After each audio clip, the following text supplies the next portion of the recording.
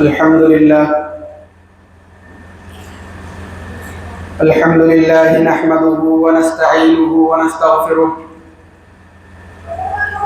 ونؤمن به ونتوكل عليه ونعوذ بالله من شرور أنفسنا ومن سيئات أعمالنا من يهده الله فلا مضل له ومن يضلل فلا هادي له وأشهد أن لا إله إلا الله وحده لا شريك له وأشهد أن محمدًا عبده ورسوله أما بعد فإن خير الحديث كتاب الله وخير الهدي هدي محمد صلى الله عليه وسلم وشر الأمور محدثاتها وكل محدثة بدعة وكل بدعة ضلالة وكل ضلالة في النار فأعوذ بالله السميع العليم من الشيطان الرجيم بسم الله الرحمن الرحيم يا أيها الذين آمنوا اتقوا الله حق تقاته ولا تموتن إلا وأنتم مسلمون يا أيها الناس اتقوا ربكم الذي خلقكم من نفس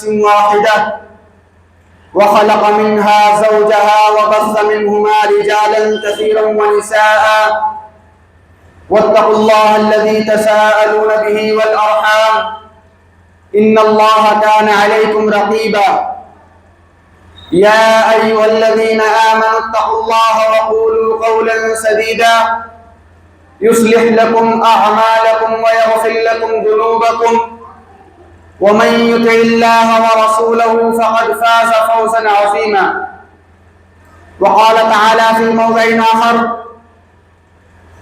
ألم يأن للذين آمنوا أن تخشع قلوبهم لذكر الله وما نزل من الحق ولا يكونوا كالذين أوتوا الكتاب من قبل فطال عليهم الأمد فقست قلوبهم وكثير منهم فاسقون. معزز محترم حاضرین جمعہ، دینی و ملی اسلامی بھائیوں، بزرگان دین، پیارے بچوں، پردہ نشین ماں اور بہنوں، تمام قسم کی تعریفات، توصیفات، کبریائی، بڑائی، بزرگی، حمد و ثنا اسی وحدہ لا شریک رب ذوالجلال کے لیے لائق و زیبا ہے، جو پوری کائنات کا خالق، مالک، رازق، پالنہار، مدبر ہے، جس نے اس دنیا کی تخلیق کی، اس دنیا کو بنایا، اس کائنات کو بنایا، اور جو تنہا تنہا پوری دنیا پر بادشاہت کر رہا ہے، جس کی پوری دنیا محتاج ہے، جو کسی کا محتاج نہیں، جو قل هو اللہ احد ہے، اللہ الصمد ہے، لم یلد ولم یولد ہے، ولم یکن لہ کفوا احد ہے، جس نے اس دنیا کے اندر ہماری اور آپ کی رشد و ہدایت کے لیے، رہنمائی کے لیے، کامیابی اور کامرانی کے لیے، فلاح و معبودی کے لیے اس دنیا میں، اس دار فانی میں انبیاء کرام کو مبعوث فرمایا، اور آخر میں جناب محمد الرسول اللہ صلی اللہ علیہ وسلم کو مبعوث فرما کر نبیوں کے سلسلے کا خاتمہ فرمایا۔ اب رہتی دنیا تک کوئی نبی آنے والا نہیں ہے، آپ ہی کی لائی ہوئی شریعت ہمارے سامنے ہے اور تا قیامت رہے گی۔ ولیکن رسول اللہ و خاتم النبیین، جناب محمد رسول اللہ صلی اللہ علیہ وسلم تمام نبیوں کے خاتم ہیں، اس دنیا کے، اس کائنات کے آخری نبی ہیں۔ جو کچھ نبی لے کر آئے اس پر ہمیں عمل کرنا ہے، اور جن چیزوں سے انہوں نے ہمیں منع کیا، ہمیں روکا، ان سے باز آ جانا ہے۔ حمد و ثنا کے بعد درود و سلام نازل ہو تمام انبیاء کرام پر، بالخصوص آخری نبی جناب محمد رسول اللہ صلی اللہ علیہ وسلم پر۔ محترم بزرگوں، خطبہ مسنونہ کے بعد میں نے آپ حضرات کے سامنے سورہ حدید کی ایک آیت کریمہ کی تلاوت کی، اور یہی آیت کریمہ آج کے اس خطبہ جمعہ کا موضوع بھی ہے۔ اس آیت کا تعلق ڈر اور خوف اور ہمارے دل سے ہے۔ جو میں نے آیت آپ کے سامنے خطبہ مسنہ کے بعد پڑھی، اس کا تعلق ڈر، خوف اور ہمارے دل سے ہے۔ ظاہر سی بات ہے، ڈر اور خوف ہمارے دلوں کے اندر ہونا چاہیے۔ میرے بھائیوں، سورہ حدید کے اندر اللہ رب العالمین نے اس آیت کریمہ میں ایمان والوں کو ڈانٹا ہے۔ جی، آپ کہیں کہ اللہ تعالیٰ بھی ڈانٹتا ہے۔ ہاں، جیسے ایک باپ اپنے بیٹے کو ڈانٹتا ہے جب بیٹا غلطی کرتا ہے، یا کوئی شخص ایسے شخص کو ڈانٹتا ہے جس کی غلطی ہوتی ہے، ایسے ہی اللہ رب العالمین اپنے بندوں کو بھی ڈانٹتا ہے جب بندہ کوئی غلطی کرتا ہے۔ جب بندے سے غلطی ہوتی ہے تو اللہ تعالیٰ ان کو بھی ڈانٹتا ہے۔ تو اللہ رب العالمین نے اس آیت کریمہ کے اندر ایمان والوں کو ڈانٹا ہے۔ جو ایمان والے ہیں، اہل ایمان ہیں، اللہ پر ایمان رکھتے ہیں، اللہ تعالیٰ نے ان کو ڈانٹا ہے، ان کو دھمکایا ہے، ان کو تنبیہ کی ہے۔ اللہ نے فرمایا أَلَمْ يَأْنِ لِلَّذِينَ آمَنُوا أَن تَخْشَعَ قُلُوبُهُمْ لِذِكْرِ اللَّهِ، کہا کہ اے ایمان والو، اے مومنو، کیا ابھی بھی تمہارے اوپر وہ وقت نہیں آیا، کیا ابھی بھی تمہارے اوپر وہ سمے، وہ ٹائم نہیں آیا، أَن تَخْشَعَ قُلُوبُهُمْ لِذِكْرِ اللَّهِ، کہ تمہارے دل اللہ کے ذکر سے ڈر جائیں، تمہارے دل اللہ کے ذکر سے خوف کھا جائیں، تمہارے دلوں میں اللہ کے ذکر جب تمہارے سامنے کیا جائے تو تمہارے دلوں کے اندر ڈر پیدا ہو جائے، خوف پیدا ہو جائے، تمہارے دلوں کے اندر نرمی پیدا ہو جائے۔ اللہ کا کلام جب تمہارے سامنے سنایا جائے، جب تم اللہ کا کلام سنو، اللہ کا ذکر تمہارے سامنے کیا جائے تو تمہارے دلوں کے اندر ڈر پیدا ہو جائے۔ کیا ابھی بھی تمہارے اوپر وہ وقت نہیں آیا، وہ سمے، وہ ٹائم ابھی تمہارے اوپر نہیں آیا؟ اس آیت کے اندر اللہ رب العالمین نے ڈراتے ہوئے، دھمکاتے ہوئے ایمان والوں سے سوال بھی کیا، أَلَمْ يَأْنِ لِلَّذِينَ آمَنُوا، اے ایمان والو، کیا ابھی بھی تمہارے اوپر وہ سمے، وہ وقت، وہ ٹائم نہیں آیا، أَن تَخْشَعَ قُلُوبُهُمْ لِذِكْرِ اللَّهِ، کہ تمہارے دل اللہ کے ذکر سے ڈر جائیں، تمہارے دل لرزنے لگیں، کانپنے لگیں۔ اللہ کا ذکر جب تم سنو، تمہارے سامنے اللہ کا ذکر کیا جائے تو تمہارے دلوں کے اندر اللہ کا خوف پیدا ہو جائے۔ اس آیت میں اللہ تعالیٰ ایمان والوں سے سوال کر رہا ہے اور آگے تنبیہ کر رہا ہے۔ آگے اللہ نے تنبیہ فرمائی اس آیت میں، کہا وَلَا يَكُونُوا كَالَّذِينَ أُوتُوا الْكِتَابَ مِنْ قَبْلُ فَطَالَ عَلَيْهِمُ الْأَمَدُ فَقَسَتْ قُلُوبُهُمْ، کہا اے ایمان والو، تم ان یہودیوں کی طرح نہ ہو جانا، ان اہل کتاب کی طرح نہ ہو جانا، ان عیسائیوں کی طرح نہ ہو جانا، ان نصرانیوں کی طرح نہ ہو جانا۔ اللہ رب العالمین نے انہیں کتاب عطا کی، انہیں تورات دی، انہیں انجیل دی، حضرت موسیٰ علیہ السلام کو ان کی طرف رسول بنا کر بھیجا، حضرت عیسیٰ علیہ السلام کو ان کی طرف رسول بنا کر بھیجا، لیکن ان رسولوں کے گزر جانے کے بعد فطال علیہم الامد، ان رسولوں کے گزر جانے کے بعد 100 سال 200 سال گزر جانے کے بعد ان کے درمیان بگاڑ پیدا ہو گیا، فساد پیدا ہو گیا۔ فقست قلوبہم، اور ان کے دل سخت ہو گئے، ان کے دل پتھر کی طرح ہو گئے، ان کے دلوں کے اندر کوئی خیر باقی نہیں رہی، ان کے دل کٹھور ہو گئے۔ وَكَثِيرٌ مِّنْهُمْ فَاسِقُونَ، اور ان کی اکثریت، ان کے زیادہ تر لوگ نافرمانیوں میں مبتلا ہو گئے، اللہ رب العالمین کے نافرمانیاں کرنے لگے، گناہ کے دلدل میں ڈوب گئے، نیکیوں سے اپنے آپ کو انہوں نے دور کر لیا۔ میرے بھائیوں اور دوستوں، یہ آیت کریمہ صحابہ کرام کے سامنے نازل ہوئی ہے، صحابہ کرام کے سامنے یہ آیت نازل ہوئی ہے۔ صحابہ کرام کا ایمان اور ہمارے ایمان میں کتنا فرق ہے یہ بتانے کی ہمیں ضرورت نہیں ہے، آپ لوگ یہ بات بخوبی جانتے ہیں۔ صحابہ کرام کا ایمان اور ہمارے ایمان میں کتنا فرق ہے۔ صحابہ کا ایمان اور ہمارا ایمان کبھی برابر نہیں ہو سکتا۔ وہ صحابہ جو نبی صلی اللہ علیہ وسلم کے مشن کو، ان کی بتائی ہوئی تعلیمات کو آگے بڑھایا کرتے تھے، اور ہمارے پاس کیا ہے، ہم کیا کرتے ہیں، ہم سنتے ہیں، اور سنتے بھی کس طرح ہیں، ایک کان سے سنتے ہیں، دوسرے کان سے نکال دیتے ہیں، عمل کرنا تو بہت دور کی بات ہے۔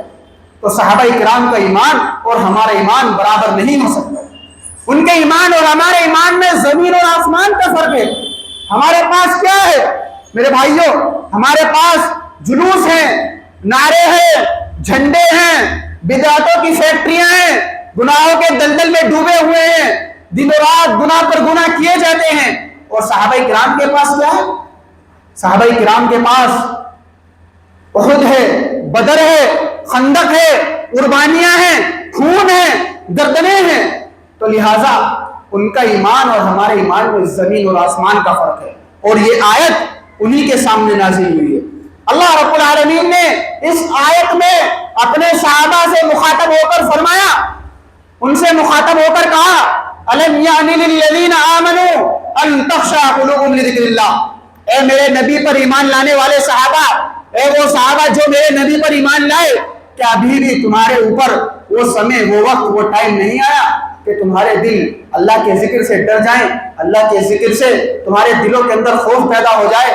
جب اللہ کا کلام تمہارے سامنے پڑھا جائے تو تمہارے دلوں میں نرمی پیدا ہو جائے. کہ ابھی بھی تمہارے اوپر وہ سمے، وہ ٹائم نہیں آیا؟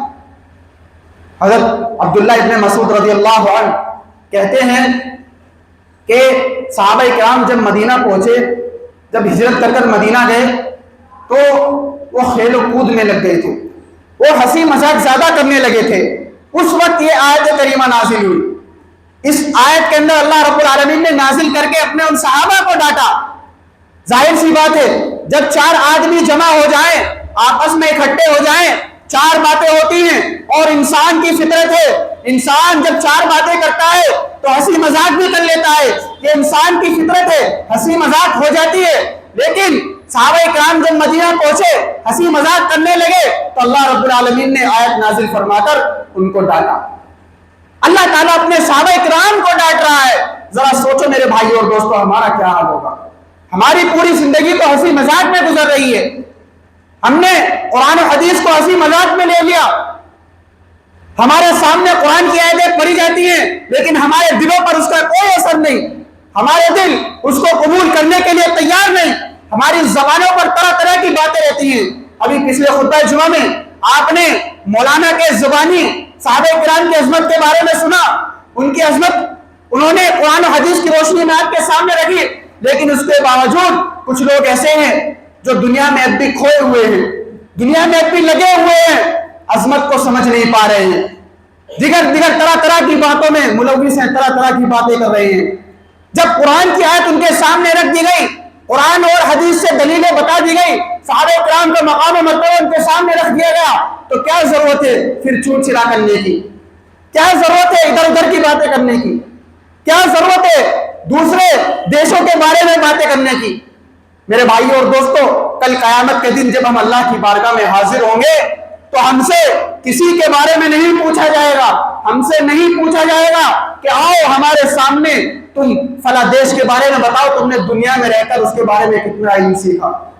ہم سے نہیں پوچھا جائے گا میرے بھائیو. ہم سے یہ نہیں پوچھا جائے گا کہ فلاں شخص کیسے مرا، اس کی موت کیسے ہوئی، نہیں پوچھا جائے گا. اگر ہم سے کچھ چیز پوچھی جائے گی تو ہمارے نامہ اعمال جو ہم نے دنیا میں رہ کر کیے. تو دوسروں پر دھیان دینے کی بجائے میرے بھائیوں، آج ضرورت ہے کہ ہم اپنے اوپر دھیان دیں، اپنے اوپر توجہ دیں. قرآن میں کہا گیا یا ایھا الذین آمنوا قوا انفسکم واہلیکم نارا. قرآن میں کہا گیا قوا انفسکم، پہلے تم اپنے آپ کو دیکھو تم کیا ہو، تم کیسے اعمال کر رہے ہو. تم اپنے گروانوں میں جھانکو، اپنے اندر دیکھو، اپنے اعمالوں کو ٹٹولو، تمہارے اعمال کیسے ہیں، تم نے کل قیامت کے لیے کیا تیار کر رکھا ہے. دوسروں پر دھیان دینے کی بالکل ضرورت نہیں.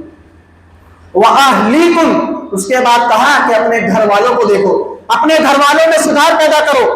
آج ہمارے گھر کے حالات ٹھیک نہیں، ہمارے گھر میں لڑائی جھگڑا ہو رہے ہیں، لیکن اپنے گھر کے حالات ٹھیک کرنے کے بجائے دوسروں کی طرف ہم تاکہ جھانکی کرتے ہیں، دوسروں کے گھروں میں جھانکتے پھرتے ہیں. میرے بھائیو، حدیث کے اندر آتا ہے اگر کوئی شخص کسی کے گھر میں تاکہ جھانکی کرتا ہے، کسی کے گھر میں جھانکتا ہے، تو اس گھر والے کو حق ہے کہ اس کی آنکھیں نوچ لے، اس کی آنکھیں اکھاڑ لے. تو ہمیں کسی اور کے بارے میں دیکھنے کی ضرورت نہیں ہے. آج ہم اپنے بارے میں سوچیں، اپنے گروانوں میں دیکھیں کتنے ہم اللہ رب العالمین سے ڈر رہے ہیں. اللہ کا ذکر ہمارے سامنے بار بار کیا جاتا ہے، قرآن کی آیتیں ہمارے سامنے بار بار رکھی جاتی ہیں، لیکن اس کا ہمارے دلوں پر کوئی اثر نہیں ہو رہا ہے. میرے بھائی اور دوستو، یہ قرآن تو اتنی عظمت والی کتاب ہے. قرآن تو اتنی تاثیر اللہ رب العالمین نے اس کے اندر رکھی ہے. اللہ نے قرآن میں کہا وَلَوْ أَنزَلْنَا هَذَا الْقُرْآنَ عَلَى جَبَلٍ لَرَأَيْتَهُ خَاشِعًا مُتَصَدِّعًا مِنْ خَشْيَةِ اللَّهِ.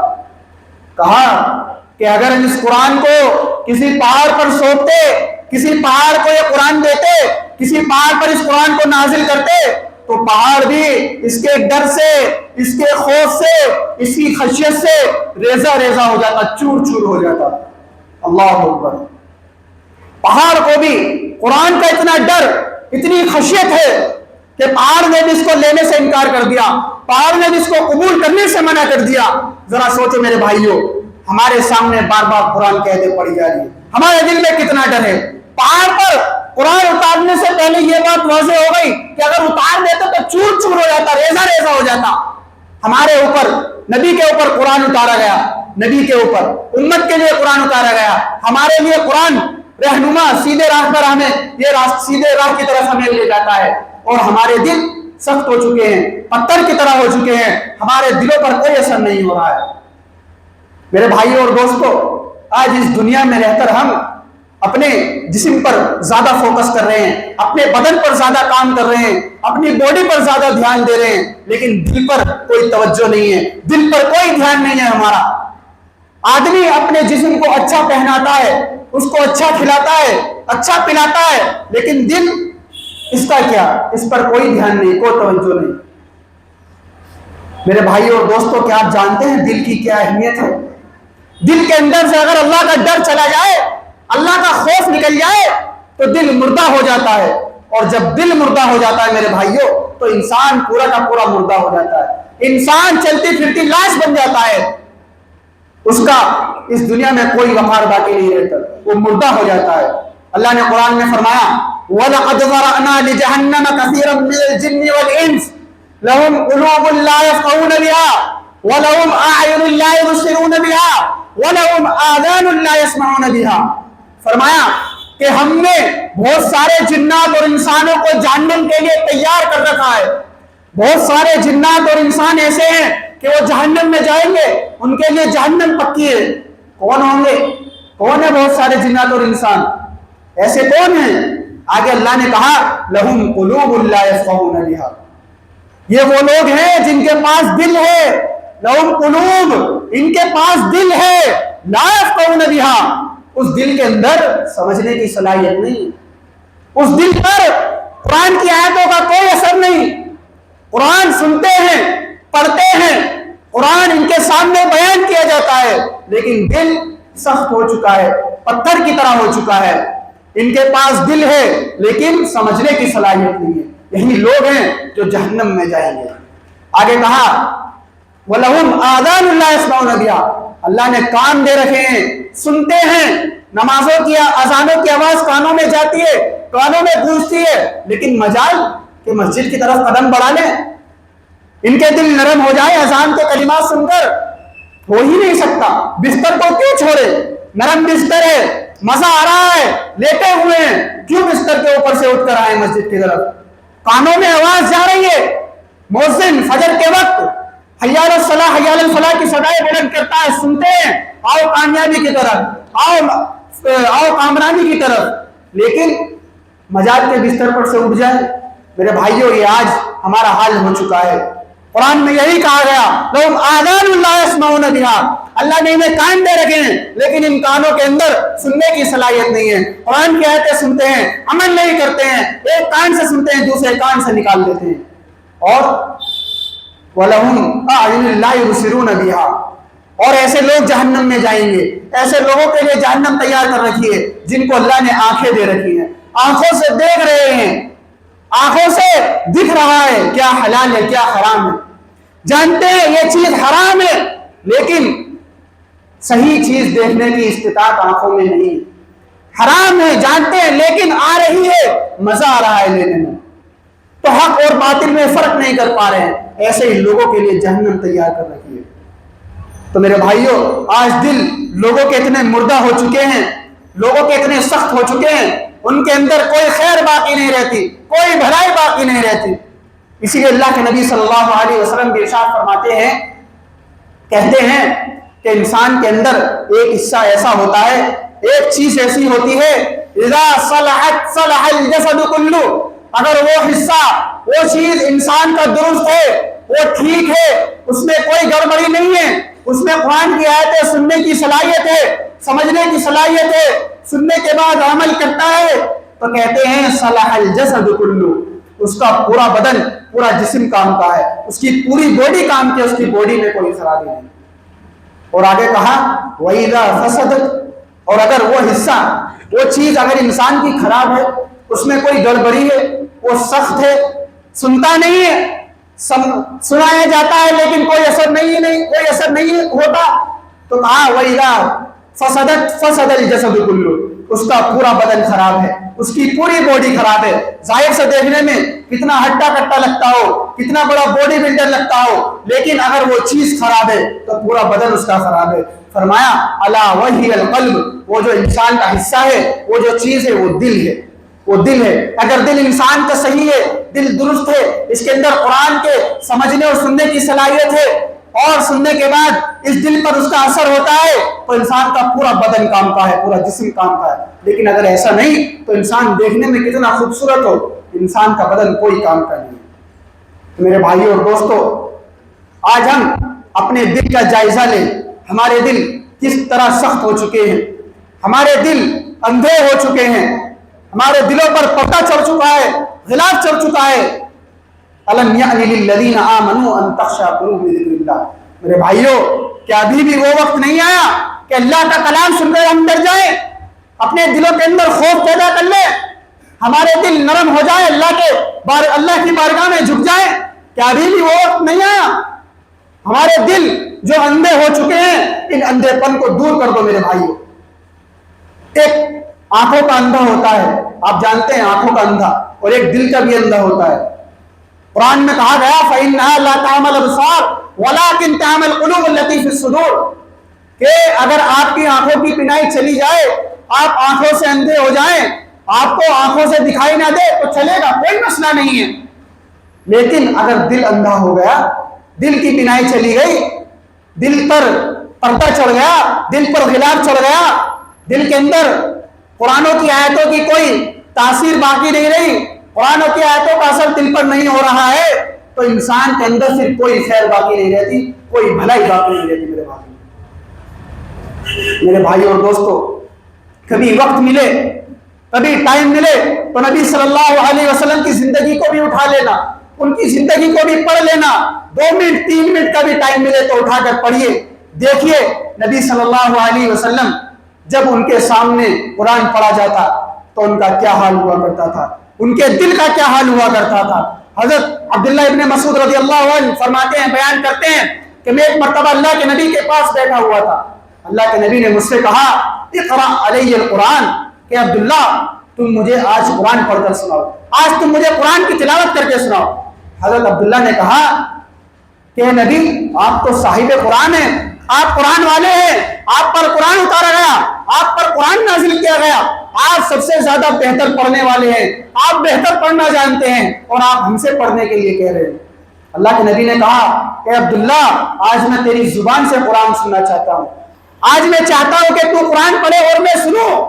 تو حضرت عبداللہ ابن مسعود رضی اللہ عنہ قرآن کی تلاوت کرتے ہیں، قرآن پڑھتے ہیں، قرآن سناتے ہیں، سورہ نساء کی تلاوت کرتے ہیں، کہتے ہیں کہ میں جب اس آیت کریمہ پر پہنچا فَكَيْفَ إِذَا جِئْنَا مِنْ كُلِّ أُمَّةٍ بِشَهِيدٍ وَجِئْنَا بِكَ عَلَى هَؤُلَاءِ شَهِيدًا، کہ کل قیامت کے دن تمام نبیوں کو ان کی امتوں پر گواہ بنایا جائے گا، تمام رسولوں کو ان کی امتوں پر گواہ بنایا جائے گا، اور اللہ کے نبی اس وقت آپ کا کیا حال ہوگا، آپ کی کیا حالت ہوگی جب قیامت تک تمام لوگ جو آنے والے ہیں ان پر آپ کو گواہ بنایا جائے گا۔ کہتے ہیں جب میں اس آیت کریمہ پر پہنچا تو اللہ کے نبی نے کہا کہ بس رک جاؤ، ٹھہر جاؤ، اور جب میں نے اپنا چہرہ اٹھایا، اللہ کے نبی کے چہرے کی طرف دیکھا تو فرمایا کہ اللہ کے نبی کی آنکھوں سے آنسو جاری تھے، اللہ کے نبی رو رہے تھے، دونوں آنکھوں سے آنسو بہ رہے تھے۔ اللہ کے نبی کا کلام سن کر دل لرزنے لگا، کانپنے لگا، تڑپنے لگا، دل کے اندر خوف پیدا ہو گیا۔ میرے بھائی، یہ نبی ہیں جو قرآن سن کر رونے لگتے ہیں، قرآن سن کر ان کے دلوں کے اندر ڈر پیدا ہو جاتا ہے، لیکن ایک ہم ہیں جو ان کی امت ہیں، ہمارے اوپر کچھ اثر نہیں ہوتا ہے۔ بار بار قرآن کی آیتیں سنتے ہیں لیکن دل اتنے سخت ہو چکے ہیں، اتنے مردہ ہو چکے ہیں کہ دلوں پر کوئی اثر نہیں ہو رہا ہے۔ یہ دل میرے بھائی اور دوستو دنیا کی رنگینوں میں اتنا الجھ گیا ہے، اتنا جھلس گیا ہے کہ اسے آخرت کی یاد نہیں، آخرت کو بھول بیٹھا ہے، آخرت کو بھلا بیٹھا ہے۔ دنیا اسے دیکھنے میں بہت محبوب لگنے لگی، اسے دنیا پسند آ گئی، دنیا میں یہ دل کھو گیا، دنیا کی رنگینوں میں الجھ گیا، دنیا دیکھنے میں اسے خوبصورت لگنے لگی۔ ہر آدمی جانتا ہے کہ ہر انسان کو مرنا ہے، ہر انسان کو یہ دنیا چھوڑ کر جانی ہے، لیکن اس کے باوجود دل اس آدمی کا دنیا میں لگا ہوا ہے۔ کل نفس ذائقۃ الموت، ہر شخص کو موت کا مزہ چکھنا ہے، ہر ایک کو موت آنی ہے۔ وَإِنَّمَا تُوَفَّوْنَ أُجُورَكُمْ يَوْمَ الْقِيَامَةِ، اور مرنے کے بعد، موت آنے کے بعد اس کو ایک ایک پائے کا حساب دینا پڑے گا، ایک ایک پائے اس کو چکانی پڑے گی۔ اور جب قیامت کا دن ہوگا، اللہ کی بارگاہ میں وہ کھڑا ہوگا، اللہ کے یہاں وہ حاضر ہوگا، تو کہتے ہیں فَلَا أَنْسَابَ بَيْنَهُمْ يَوْمَئِذٍ وَلَا يَتَسَاءَلُونَ۔ دنیا میں تو تمہارے رشتہ دار تمہیں کام آ جاتے ہیں، تمہارے تاؤ، تمہارے چچا، تمہارے ماموں، تمہارے پڑوسی تمہارے کام آ جاتے ہیں، لیکن وہ دن اتنا خطرناک ہوگا، نفسا نفسی کا عالم ہوگا، کوئی کسی کے کام نہیں آئے گا۔ فلا انصاب بینہم، تمہارے کوئی تاؤ، کوئی چچا، کوئی ماموں تمہارے کوئی کام نہیں آئیں گے، سب کو اپنی اپنی پڑی ہوگی۔ ولا یتساءلون، اور نہ ہی ایک دوسرے سے مدد مانگیں گے، ایک دوسرے سے سوال کریں گے، کچھ نہیں پوچھیں گے۔ مدد تو مانگنا میرے بھائیوں بہت دور کی بات ہے۔ قرآن اٹھائیے، قرآن پڑھیے، جب قرآن پڑھیں گے آپ کو معلوم ہوگا اس دن کا عالم یہ ہوگا کہ اللہ نے قرآن میں فرمایا یود المجرم لو یفتدی، جو مجرم ہے، جس نے دنیا میں رہ کر جرم کیا، جس نے دنیا میں رہ کر اپنی جانوں پر ظلم کیا، قرآن کی آیتیں سن کر عمل نہیں کیا، اس کا دل سخت ہو گیا، دلوں پر قرآن کی آیتوں کا کوئی اثر نہیں ہوا، ایسے ہی لوگ یود المجرم لو یفتدی من عذاب یومئذ ببنی، اللہ کے عذاب کو دیکھیں گے، اللہ کا عذاب ان کے سامنے ہوگا، کہیں گے کہ اللہ تو اس عذاب کے بدلے میرے بیٹے کو لے دے، یہ عذاب میں تو میرے بیٹے کو مبتلا کر دے اور مجھے اس سے چھٹکارا دے دے۔ وہ بیٹا جو دنیا میں رہ کر ایک باپ کو اتنا محبوب تھا، اس بیٹے کو اگر ذرا سی تکلیف لاحق ہوتی تو ڈاکٹروں کے پاس فوراً لے چلتا، رات کے نہ 4 بجے دیکھے نہ 5 دیکھے، رات کا ٹائم ہے، دیر رات ہے، اگر اسے کوئی بیماری لاحق ہوئی تو فوراً ڈاکٹروں کے پاس لے جاتا۔ وہی بیٹے کو کل قیامت کے دن کہے گا، اس کو داؤ پر لگا کر کہے گا کہ میرے بیٹے کو عذاب میں مبتلا کر دے، مجھے اس عذاب سے بچا لے۔ قیامت کے دن کا یہ منظر ہوگا۔ یہی نہیں، بیوی، اس کا شوہر اپنی بیوی، جو اس کی بیوی ہے، اس کو قیامت کے دن داؤ پر لگا دے گا۔ جس بیوی کے لیے اس نے اپنے ماں باپ سے دنیا میں رہ کر لڑائیاں کی، جس بیوی کے لیے اس نے نہ دن دیکھا نہ رات دیکھی، کوئی اگر اس کی بیوی پر انگلی اٹھا دے، اگر اس کی بیوی جھوٹی کیوں نہ ہو، اس کی تحقیق کیے بغیر دوسروں پر لعن طعن کرتا، اس بیوی کو بھی قیامت کے دن ایک شوہر داؤ پر لگا دے گا، کہے گا اس بیوی کو لے لے، اس بیوی کو عذاب میں مبتلا کر دے، مجھے اس عذاب سے چھٹکارا دے دے۔ وصاحبتہ واخیہ، اپنے بھائی، جو بھائی دنیا میں اس کا دایاں ہاتھ بن کر کھڑا رہا، جس نے پوری دنیا اس کا ساتھ دیا، اس بھائی کو بھی داؤ پر لگا دے گا۔ قیامت کے دن کا یہ منظر ہوگا۔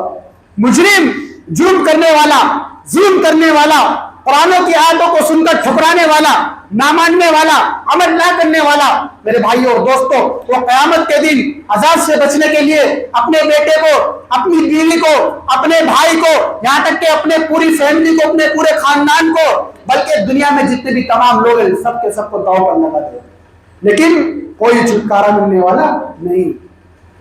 اسی لیے اللہ رب العالمین نے دوسرے مقام پر کہا یا ایھا الناس اتقوا ربکم واخشوا یوما لا یجزی والد عن ولدہ ولا مولود هو جاز عن والدہ شیئا فلا یغرنکم الحیاۃ الدنیا ولا یغرنکم باللہ الغرور، کہ لوگوں قیامت کے دن سے ڈرو، اس دن سے ڈرو جس دن نہ باپ اپنے بیٹے کے کام آئے گا، نہ بیٹا اپنے باپ کے کام آئے گا، اور یہ دنیا کی زندگی تمہیں دھوکے میں نہ ڈال دے، اس دنیا میں تم نہ پڑ جاؤ، یہ دنیا تو محض دھوکے کا سامان ہے، یہ دنیا دیکھنے میں تمہیں اچھی لگ رہی ہے، تمہیں خوبصورت لگ رہی ہے، اس دل پر سے گلاس ہٹاؤ، پردہ ہٹاؤ، اور اس دنیا سے ہٹ جاؤ، اس دنیا سے الگ تھلگ ہو جاؤ، اور میری طرف رجوع کرو، اللہ رب العالمین کی طرف راغب ہو جاؤ۔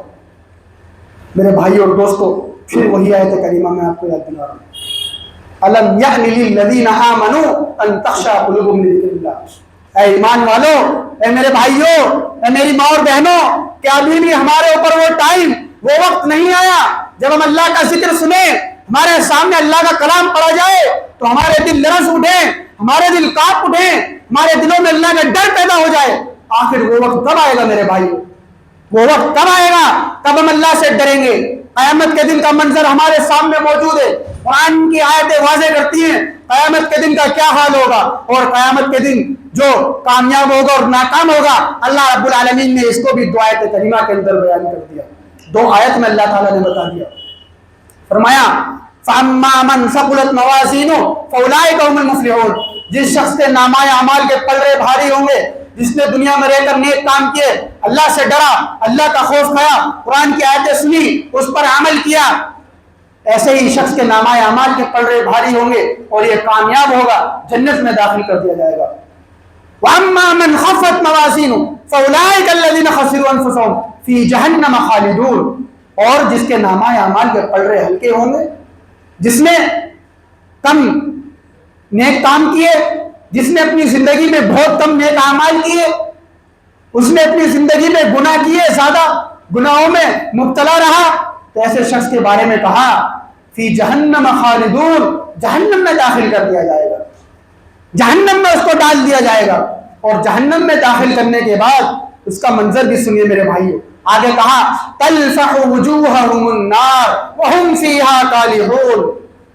باڈی پر آج ہم محنت کر رہے ہیں نا، باڈی پر فوکس کر رہے ہیں، دل پر کوئی فوکس نہیں ہے نا، تو اسی باڈی میں ایک چہرہ جس پر ہم زیادہ دھیان دیتے ہیں، اس کو اچھا دکھانے کے لیے، خوبصورت بنانے کے لیے دنیا والوں کے سامنے پیش کرتے ہیں۔ خاص طور سے ہماری ماں اور بہنیں جب کہیں جانا ہوتا ہے تو ان کے پاس طرح طرح کی کریمز، طرح طرح کے پاؤڈرز ان کے پاس رکھے رہتے ہیں، اسی چہرے پر لگاتی ہیں اور اپنے چہرے کو خوبصورت بناتی ہیں دوسروں کو دکھانے کے لیے۔ اور اس میں ہمارا نوجوان طبقہ بھی پیچھے نہیں ہے، جب ہمارا نوجوان بال کٹوانے کے لیے جاتا ہے تو اپنے چہرے پر نہ جانے کیسی کیسی کریمز پاؤڈرز لگواتا ہے، اپنے چہرے کو دھلواتا ہے۔ انہی چہرے کے بارے میں اللہ نے قرآن میں آگے کہا جو جہنم میں داخل کر دیے جائیں گے، کہا تلفح وجوہہم النار، یہ تمہارے چہرے ہیں، ان چہرے کو جہنم کی آگ میں تپایا جائے گا، جہنم کی آگ میں سینکا جائے گا، جہنم کی آگ میں جھلس رہے ہوں گے، تپ رہے ہوں گے، وہم فیہا کالحون، اور اس میں پورے تپ کر کالے ہو گئے ہوں گے، سیاہ ہو گئے ہوں گے، پورے کے پورے بدن کو تمہارے اس جہنم کی آگ میں تپا دیا جائے گا۔ میرے بھائیوں، یہ اپنے چہرے پر سے ذرا فوکس ہٹاؤ، اپنے چہرے پر ذرا دھیان کم دو۔ اللہ رب العالمین نے ہر انسان کو خوبصورت بنایا ہے، اچھا بنایا ہے، بہترین بنایا ہے۔ اب اگر اس میں آپ کوئی رد و بدل کریں، اس کی تخلیق میں آپ تبدیلی لائیں، اپنے چہرے پر طرح طرح کی چیزیں لگائیں، تو یہ آپ خود بخود بگاڑ پیدا کر رہے ہیں، اس کی تخلیق میں بھی اور اپنے اندر بھی، یہ تمہارے لیے نقصان دہ۔ قرآن میں واضح آیت سورہ 3 کے اندر کہا وَلَقَدْ خَلَقْنَا الْإِنسَانَ فِي أَحْسَنِ تَقْوِيمٍ، اللہ رب العالمین نے تمہیں ایک بہترین خوبصورت سانچے میں پیدا کیا۔ اللہ نے جب ہمیں خوبصورت پیدا کیا تو ہم اس میں اس کی خوبصورتی میں کیوں بگاڑ پیدا کریں؟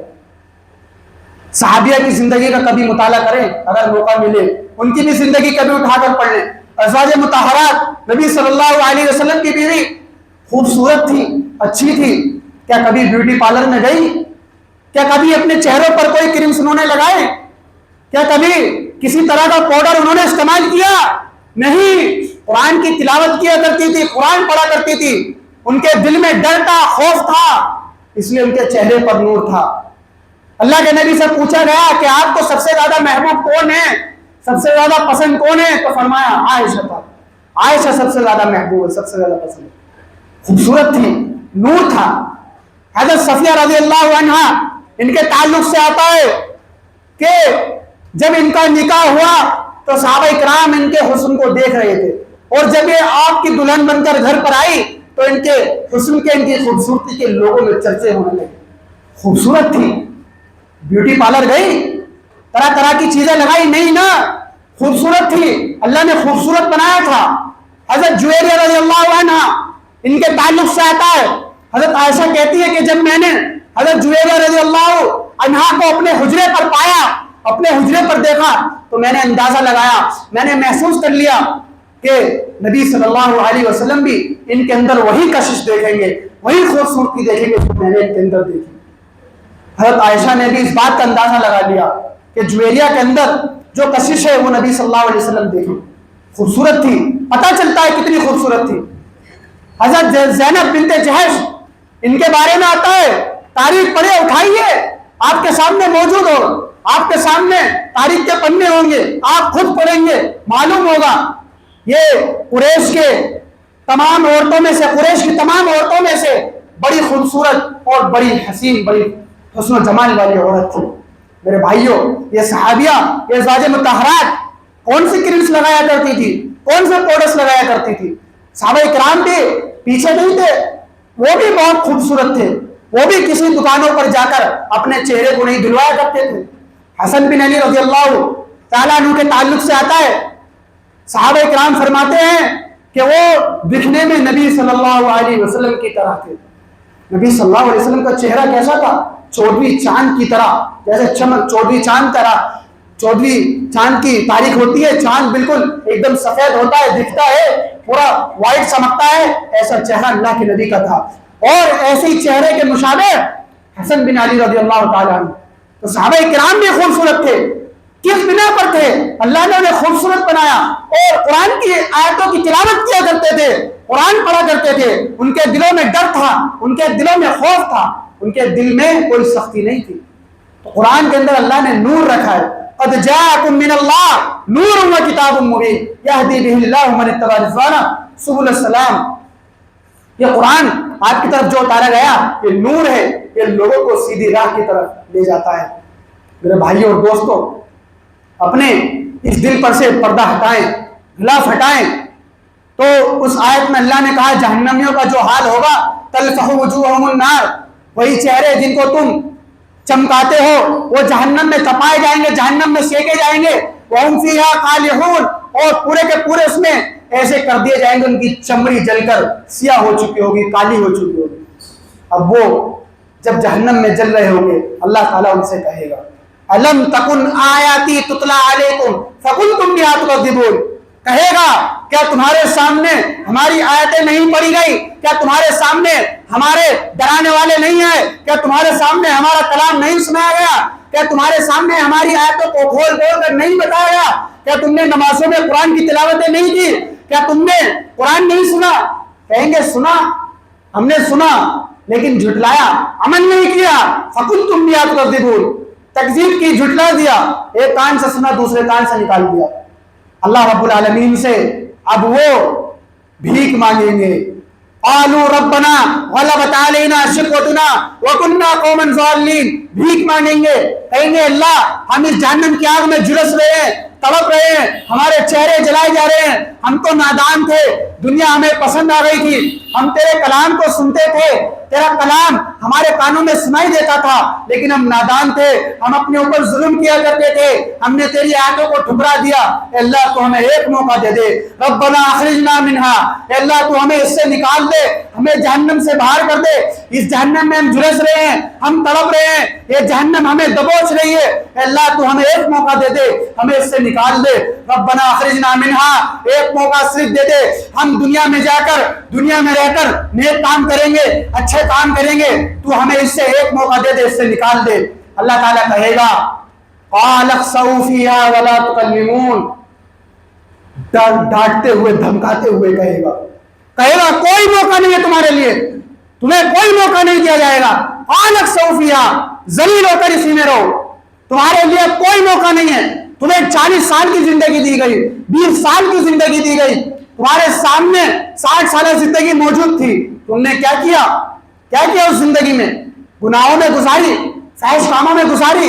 تمہارے پاس کتنے ڈرانے والے آئے, خطبوں میں تقریریں سنی, لیکن کوئی اثر ہوا نہیں ہوا.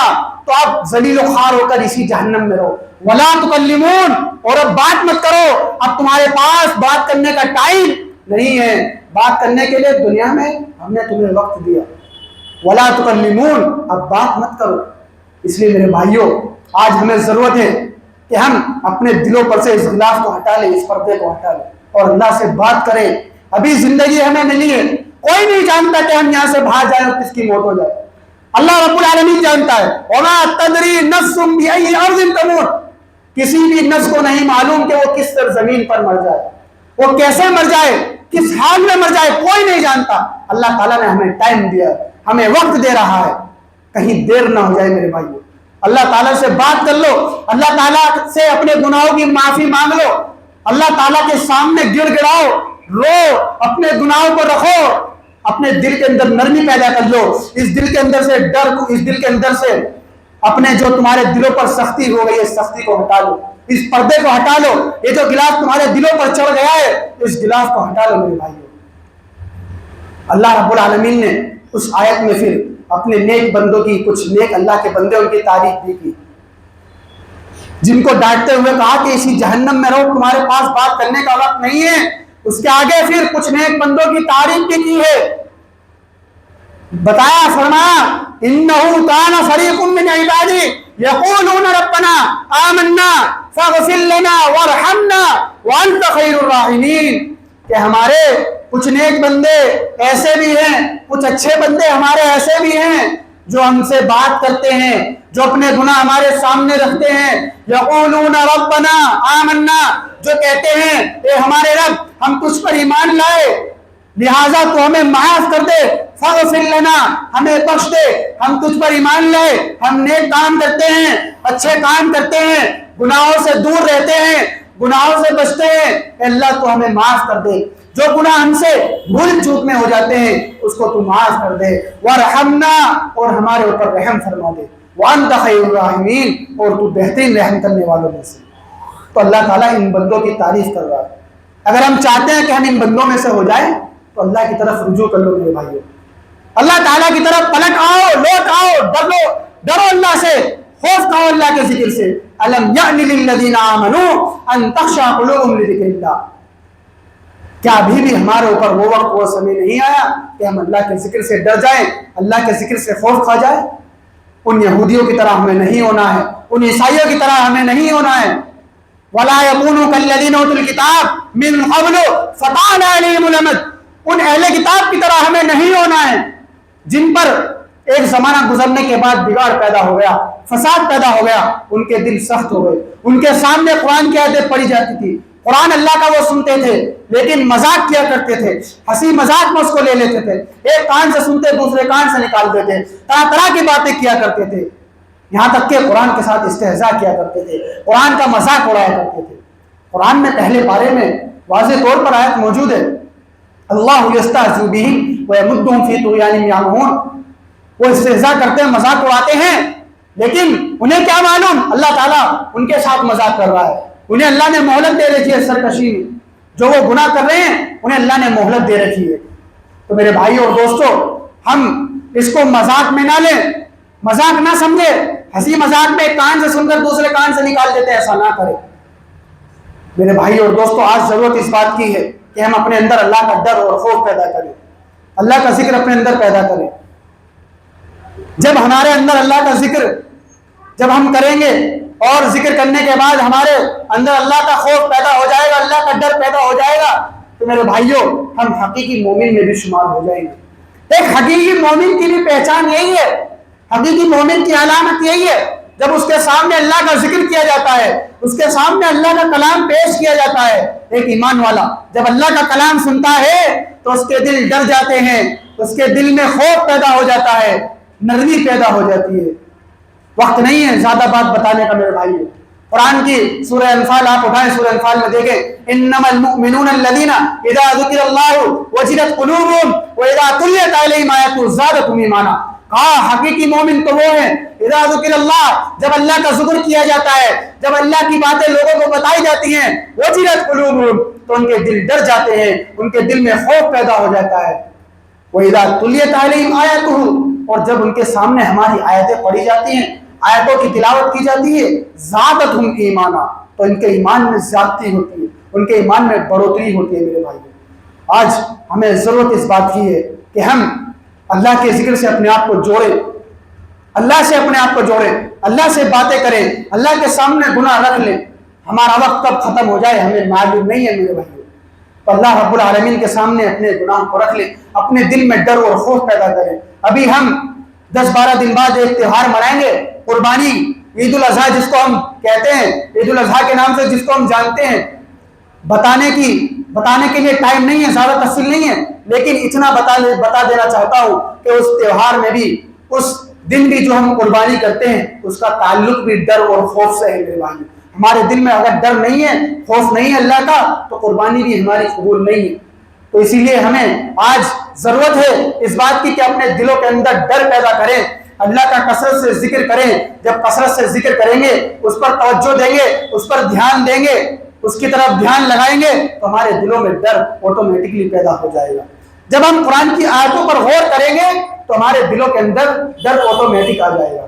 اس لیے میرے بھائیوں، آج ہم اللہ رب العالمین سے ڈریں، اپنے دلوں میں خوف پیدا کریں اور دنیا کی رنگینوں سے دور ہو جائیں، دنیا سے الگ تھلگ ہو جائیں اور اپنے آپ کو خالص، اپنی زندگی کو اللہ رب العالمین کے لیے قربان کر دیں۔ اللہ رب العالمین سے دعا ہے کہ اللہ تعالیٰ ہم سب کے دلوں میں اپنا ڈر پیدا کرے اور ہمارے دلوں پر سے سختی کو ہٹا دے، ہمارے دلوں پر سے پردے کو ہٹا دے، اور اس دنیا کی جو ہمیں پسند آ گئی ہے اس کو ہمارے دل سے نکال دے اور آخرت کی ہمیں یاد کرنے کی توفیق دے۔ آمین، تقبل یا رب العالمین، وآخر دعوانا ان الحمد للہ رب العالمین۔ اقول قولی هذا واستغفر الله لي ولكم ولسائر المسلمين فاستغفروه انه هو الغفور الرحيم۔